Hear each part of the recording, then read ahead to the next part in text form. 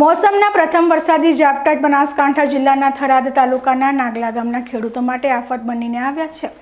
ખેતરોમાં ભરાયેલા વરસાદી પાણીએ ખેડૂતોએ કરેલી વાવણીને ફરી વળતા ખેડૂતો બરબાદીના આરે પહોંચી ગયા છે। છેલ્લા 15 વર્ષથી પૂર જેવી પરિસ્થિતિનો સામનો કરી રહેલા આ ખેડૂતો હવે સરકારી સહાય કે વળતર નહીં પરંતુ વરસાદી પાણીના કાયમી નિકાલની માંગ કરી રહ્યા છે। 15 વર્ષથી પુનરાવર્તિત થતી સમસ્યા નાગલા ગામના ખેડૂતો છેલ્લા એક દાયકાથી પણ વધુ સમયથી આ સમસ્યાનો ભોગ બની રહ્યા છે।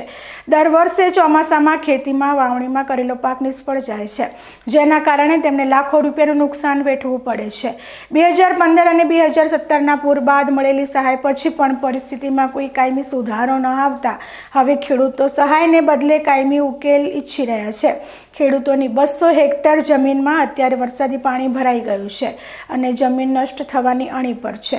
સરકાર મા બાપ સમાન છે, કંઈક કાયમી ઉકેલ લાવે તેવી આશા ખેડૂતો રાખી રહ્યા છે। ભાઈ નાગલા અમારે 15ની વખતની આ તકલીફ છે પાણીની। 10 વર્ષ પાણીનો કોઈ નિકાલ આવતો નથી। મોટરો મેલે ને વરે કાઢે ને વરે હતું નહીં। ચોમાસામાં 2-3 ઇંચ વરસાદ આવે ને તો આની આ તકલીફ થઈ જાય છે।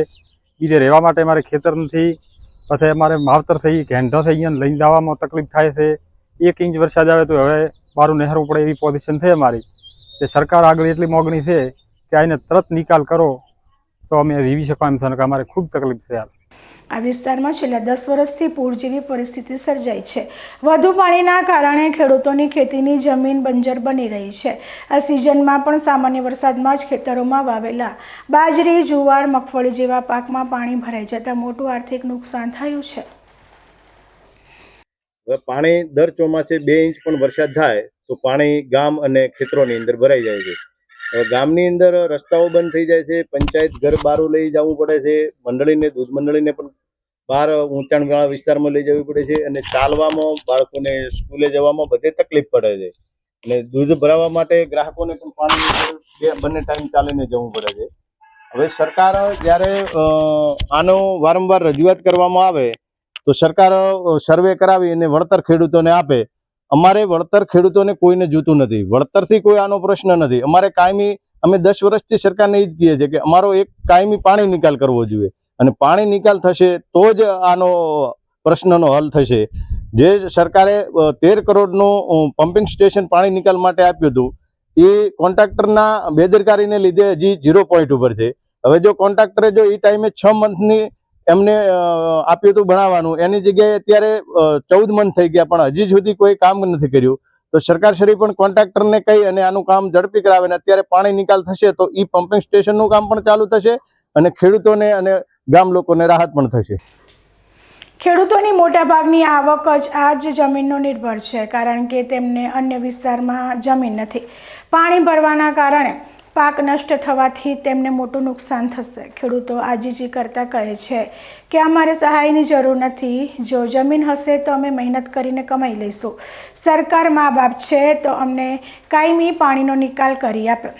વધુ વરસાદી પાણી આવશે તો તેમને ઘરબાર છોડીને પડતર જમીનમાં તંબુ તાણીને રહેવું પડશે। તેવી ભયાવહ પરિસ્થિતિનો સામનો કરવા ખેડૂતો હાલ મજબૂર બન્યા છે। ત્યારે સરકાર આ ખેડૂતોની વ્યથા સમજીને વરસાદી પાણીના કાયમી નિકાલ માટે તાત્કાલિક પગલાં ભરે તેવી અપેક્ષા છે। તાલુકાના નાગલા ગામની અંદર પહોંચશે બીકે ન્યૂઝ। નાગલા ગામની અંદર જો વાત કરવામાં આવે તો સામાન્ય 2.5 ઇંચ વરસાદ પડવાના કારણે જે ખેતરો છે ખેતરો બેટમાં ફેરવાઈ ગયા હતા। અત્યારે આપ દ્રશ્યમાં જોઈ શકો છો આ તમામ ખેતરો છે, ખેતરો પાણીમાં ભરાઈ ચૂક્યા છે અને આ ખેતરોની અંદર જે છે એની અંદર મગફળીનું વાવેતર કરાતો અને તમામ જે મગફળી છે, જુવાર છે, વાવેતર સંપૂર્ણ નુકસાન નષ્ટ પામ્યું છે। એટલે અત્યારે તો ખેડૂતો ખાલી એક જ માંગ કરી રહ્યા છે કે ભાઈ જે અમારા ખેતરોમાં જે પાણી ભરાયા છે એ પાણીનો અમારા માટે કાયમી નિકાલ જોઈએ। નથી અમારે વળતર જોતું કે નથી પૈસા જોતા, ફક્ત કાયમી આ પાણીનો નિકાલ થાય તો અમે બચી શકીએ। ક્યાંય અમારે અત્યારે બચવાનો કોઈ ચોઈસ નથી અને ના છૂટકે અમારે જે ખેતરો છે ખેતરો મૂકી અને ઇજ્જત કરવાનો વારો આવશે। હવે જોવાનું એ રહ્યું છે કે સરકાર દ્વારા નાગલા ગામની જે પાણીની સમસ્યા કાયમી છે એને ઉકેલ કરીને નિકાલ થશે કે કેમ, એ તો આવનારો સમય જ બતાવશે। હાથ રાજપૂત, બીકે ન્યૂઝ, થરાદ।